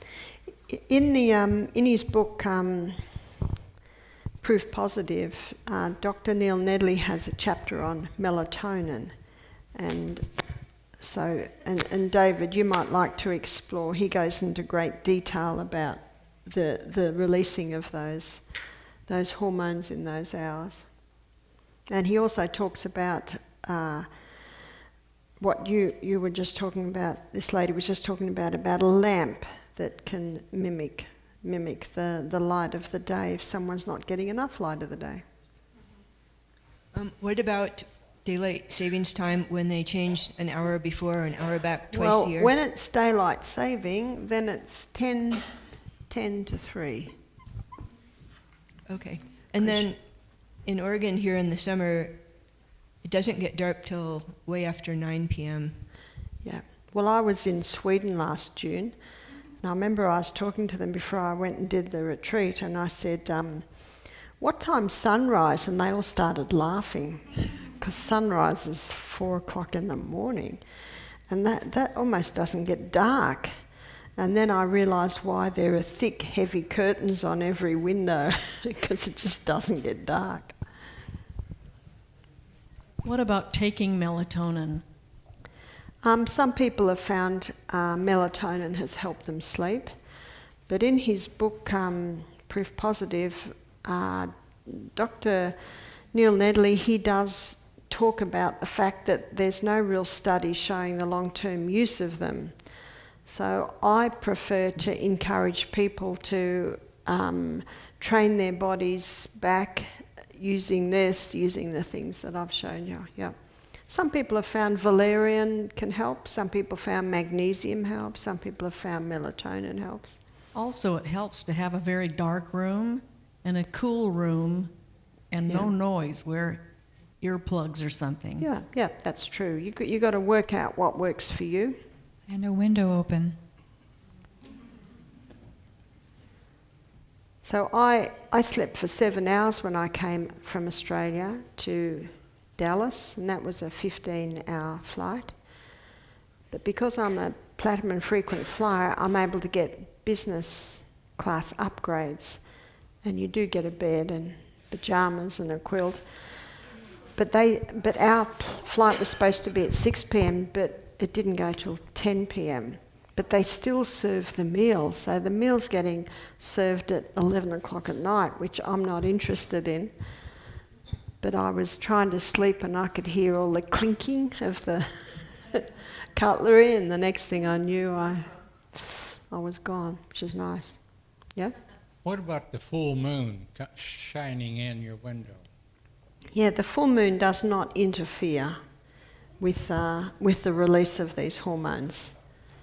My romantic daughter, Jessica, she says sleeping in moonlight is like being bathed in milk. That's what she says.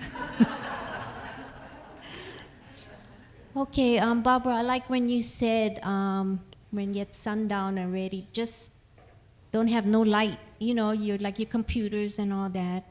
So even watching TV, yeah, you don't watch at that time. See, the worst is the close screens. Oh, those close screens. Yep.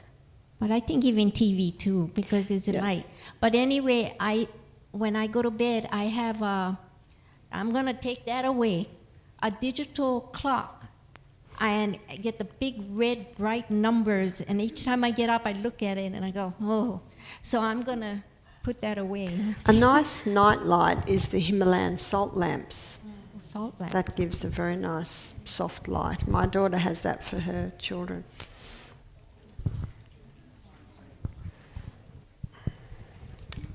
I wondered if you could comment on needing or desiring too much sleep. Easy sleep, too much. Some people sleep too much when they've got an allergy. Allergy, like the chronic fatigue syndrome, which we looked at yesterday, that can be one of the side effects of allergy to mould, allergy to chemicals, allergy to certain foods, especially wheat. Sometimes people can sleep too much and it can be a sign that they're depressed. So you can sleep too much, so ideally you just keep to your 8. Whereas children, they really need 10, 11, 12 hours. My daughter-in-law puts her children to bed at 6:30 and they get up at 6:30. I had a question regarding napping during the day. And if you're doing the 9 to 5 but still feel in the day like you could use that nap, or what is the recommended amount, if it's like 30 minutes or maybe just 15 minutes? Yeah, napping in the day, ideally not after about 2 o'clock in the afternoon or 2:30. Although some people say they can have a half-hour nap at 3 and still sleep at night. So it's a matter of doing what works for you. And regarding the Himalayan lamp, my son struggles at night to not have it completely dark, and we've been trying to get him to be able to sleep when it's completely dark. So we've been trying to find some kind of light that's not too bright. Will the Himalayan salt still not interfere with that good sleep or being able to get to No, sleep? the Himalayan, anything that's the light of moonlight is not going to interfere. And you can get tiny little lights that you put into the PowerPoint on the wall. They're also quite nice. Well, I have a question. We've had few ladies here also in the church. They call it night owl phenomena. Is it normal or what is that? No, it's not normal. I married a night owl, and we married 25 years ago, and he used to put his children to bed and then go into the office till midnight, till 1 o'clock. So when we married, I said, I have claims. And so he would come home early, but once a fortnight he'd say, or once every 2 weeks he'd say, I'm behind, I have to go. So he would go till 1 in the morning. He never does that now because he discovered, because he used to say, no one rings you at midnight. Well, no one rings you at 5 a.m. And what he was doing at midnight, he can do twice the work at 5 a.m.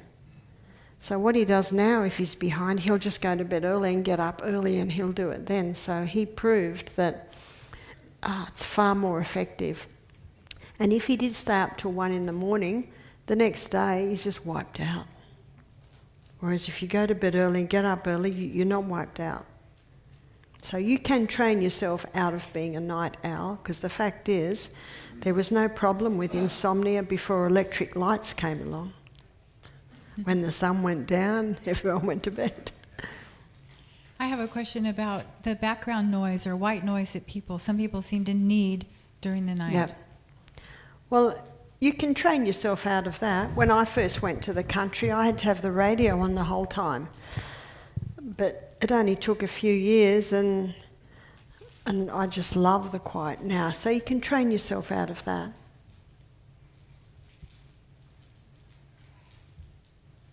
Excuse me. When I lived in the country, I was able to have my bedroom window open at night. And I was able to look out and see Orion almost every night. But anyway, I now live in the city in a subdivision, and I cannot have my window open. And so is there any way I can compensate? Well, you can have your window open for a few hours before you go to bed and ensure that you got fresh air in the room.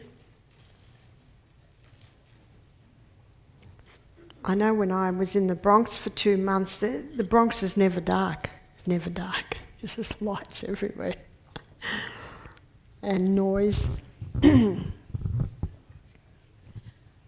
Confession of a night owl. I am finding that if I eat earlier in the morning, even though I've been doing 2 meals a day, but my last meal is always too late. So now I'm making this lunch my last meal. It's much easier to go to bed. Yeah. That's true. And easier to get up. That's true. Eating late at night, makes it very difficult to sleep. Okay, we have a break. It's lunchtime in 25 minutes. I'll just say a closing prayer. Father, thank you so much for what you've taught us today. We pray, Father, that you'll help us to retain and remember and go to bed early tonight. We pray in Jesus' name. Amen.